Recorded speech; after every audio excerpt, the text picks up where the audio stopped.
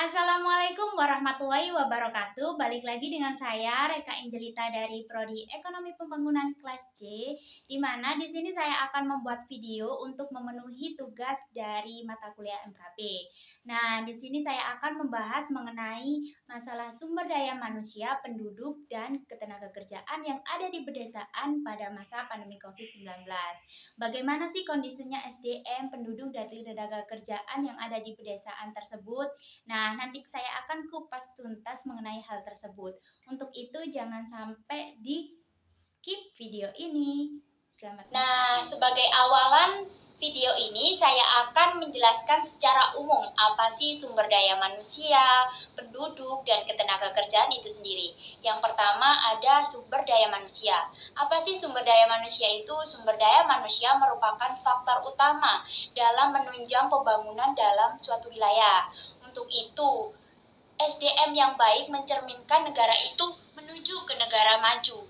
Namun, pada nyatanya, Indonesia belum berada pada posisi tersebut. Untuk itu, Indonesia mengupayakan bagaimana caranya membuat kualitas SDM ini mumpuni atau berada pada posisi yang seharusnya. Salah satu kebijakan yang telah dilakukan atau diterapkan selama ini yang saya ketahui yaitu wajib belajar 12 tahun. Hal tersebut sebagai penunjang adanya peningkatan kualitas SDM, di mana nantinya untuk dapat mempersiapkan SDM tersebut bisa masuk ke dunia kerja atau terserap oleh dunia kerja. Nah, penduduk. Penduduk merupakan kumpulan orang yang sedang mendiami suatu wilayah tertentu. Indonesia merupakan salah satu negara yang memiliki penduduk terbesar di dunia setelah Cina, India, dan Amerika Serikat. Untuk itu, perpadatan penduduk pun telah terjadi tiap tahun meningkat. Hal tersebut menjadi persoalan tersendiri, terutama Indonesia yang posisinya berada dalam negara yang berkembang. Banyaknya penduduk bukan lagi menjadi modal, namun juga menjadi sebuah penghambat untuk negara tersebut menjadi negara maju karena banyaknya yang harus diselesaikan masalah-masalah kependudukan itu sendiri. Nah, ketenagakerjaan. Ketenagakerjaan adalah segala sesuatu yang berhubungan dengan tenaga kerja pada waktu sebelum, selama, dan sesudah masa kerja. Sedangkan kalau tenaga kerja adalah seseorang yang sedang melakukan pekerjaan, baik itu sebagai pegawai ataupun yang lainnya. Di Indonesia memiliki banyak tenaga kerja dengan kemampuan yang dimilikinya masing-masing. Namun, yang menjadi permasalahan yaitu banyaknya tenaga kerja yang tersedia dan sedikitnya lapangan pekerjaan yang ada. Hal tersebut yang menyebabkan banyaknya timbul pengangguran. Dan pengangguran sendiri menjadi penghambat untuk sebuah negara dapat maju berkembang. Nah, itu dia.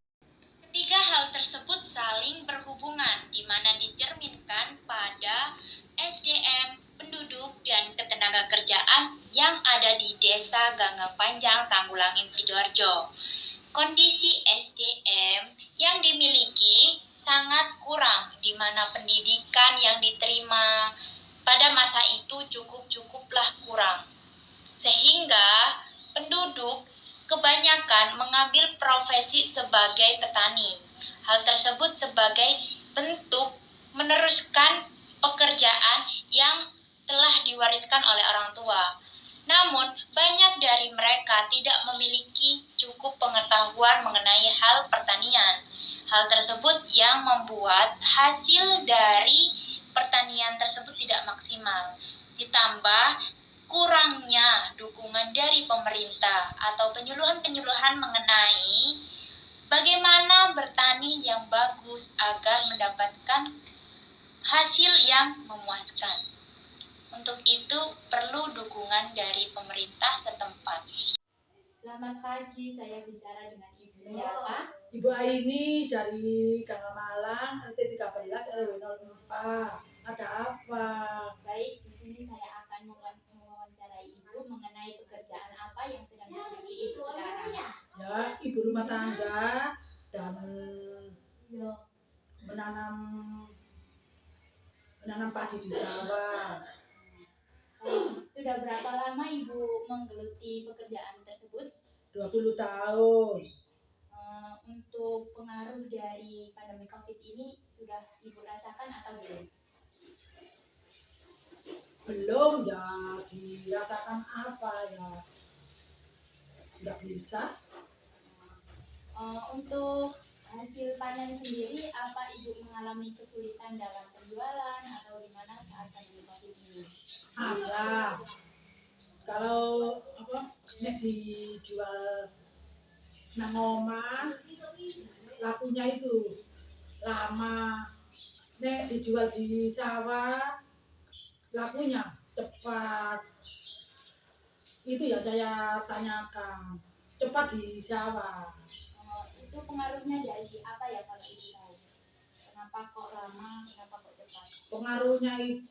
Pengaruh itu di desa ibu-ibu itu ada bantuan dari pemerintah, ada yang bantuan dari beras itu. Jadi wong tani itu nggak bisa laku. Maksudnya nggak bisa laku apa? Jualnya itu loh lama. Maksudnya lama itu apa? Di desa ada bantuan dari pemerintah, tapi nggak bisa dijual. Kalau dijual itu loh murah, itu loh lama. Itu aja yang saya tanyakan. Untuk selanjutnya, apakah Ibu sudah mendapatkan atau merasakan bantuan berupa subsidi pupuk atau BIMI?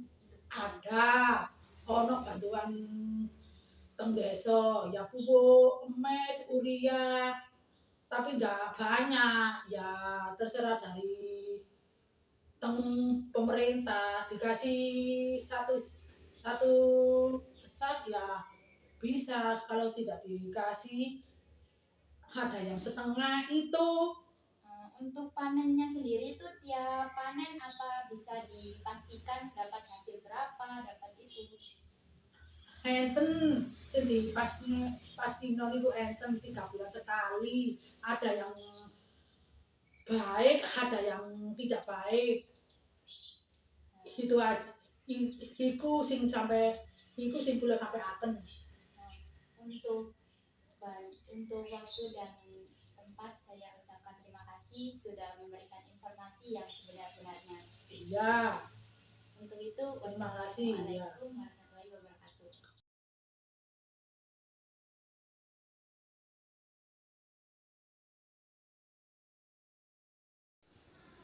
Nah, dari video wawancara yang telah saya lakukan dapat dilihat bahwasanya kehidupan seorang petani penuh dengan ketidakpastian. Semua tergantung dengan alam semesta. Untuk itu, tidak adil bahwasanya besarnya pengaruh dari sektor pertanian terhadap negara ini sangat tinggi. Namun, kelayakan hidup atau kemakmuran seorang petani tidak dapat dipastikan.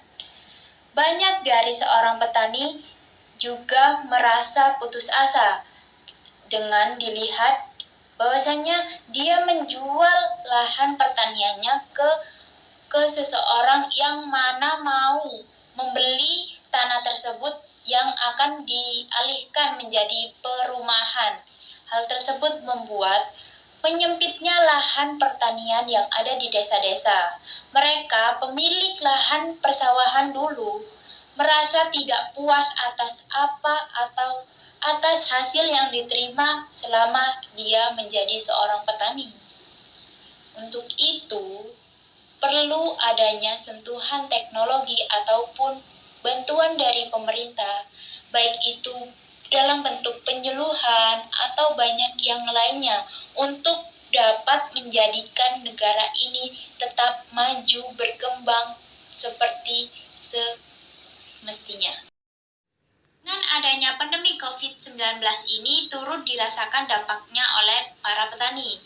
Nah, dampak yang diterima yaitu pada saat hasil panen. Hasil panen tersebut sulit untuk dijual di masyarakat sekitar, mengingat banyaknya bantuan yang diterima masyarakat yaitu kebanyakan berupa bahan pokok beras. Pendapat ilmiah dari permasalahan yang telah saya angkat yaitu Orlando Mars tahun 2000 dari kelompok Keynes menggunakan pendekatan akumulasi modal terhadap pertumbuhan ekonomi. Menurutnya, peningkatan perekonomian dapat dilakukan dengan cara memperbesar tabungan. Sementara itu, Robert Solow, Mankiw 2003, mengintroduksi pentingnya faktor tenaga kerja dalam pembangunan ekonomi sebuah negara. Adanya kemajuan teknologi maka akan menyebabkan efisiensi penggunaan input tenaga kerja. Nah, dengan memasukkan kemajuan teknologi tersebut, keadaan fungsi produksi yang menunjukkan hubungan antara modal atau K dan tenaga kerja. Namun, yang menjadi permasalahan yang selalu muncul yaitu bidang ketenagakerjaan adalah tidak seimbangnya antara permintaan tenaga kerja atau demand for labor dengan penawaran tenaga kerja atau supply of labor. Pada suatu tingkat upah, ketidakseimbangan tersebut disebabkan oleh lebih besarnya penawaran dibandingkan dengan permintaan terhadap tenaga kerja. Kebijakan yang dapat digunakan yaitu berupa kemitraan mutualistik antara petani dengan badan usaha milik negara atau daerah yang bertujuan untuk meningkatkan produktivitas pada sektor yang masih rendah seperti pertanian itu dengan mencegah pengalihan lahan pertanian ke non-pertanian yang selanjutnya akan berimplikasi pada berkurangnya lahan pertanian di negara ini.